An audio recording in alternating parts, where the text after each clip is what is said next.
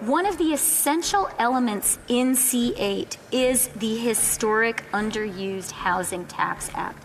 This is an important step. It is an important step for affordability for Canadians. Let's talk about the Liberal government's new Underused Housing Tax.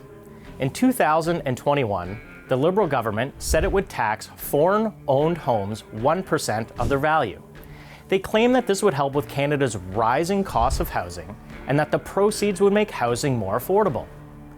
The government said it expected to raise almost $170 million in this new tax. It may have sounded like a good idea at the time, but I and other Conservatives were skeptical that this tax would be effective or efficient. The new tax has been roundly criticized for creating so much confusion that citizens have had to hire accountants just to help with the paperwork.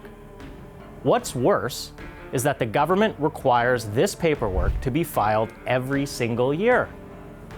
But the results are now in.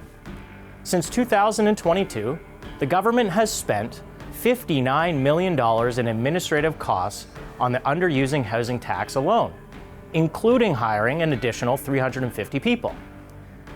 The CRA has assessed amounts owing to the government of just $49 million, but they haven't even started to collect that money yet. I've seen bad deals for taxpayers before, but this is just sad. The government's spending more at administration than it collects and imposing new compliance costs on taxpayers every single year. Because it's so complicated, farmers, small businesses, and everyday Canadians are having to hire accountants to fill out the paperwork.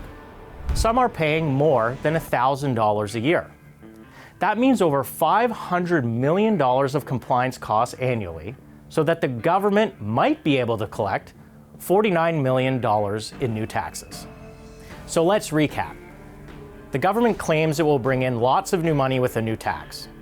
The government hires 350 people and increases spending on other programs before they even start collecting the money.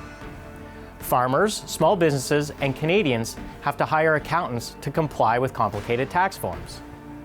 This is how the deficit grows: wasteful spending, poor administration, and a government that is increasingly out of touch. And you are left to pick up the bill.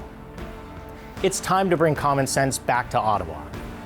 Do you think this new tax is a good deal for taxpayers? Let us know.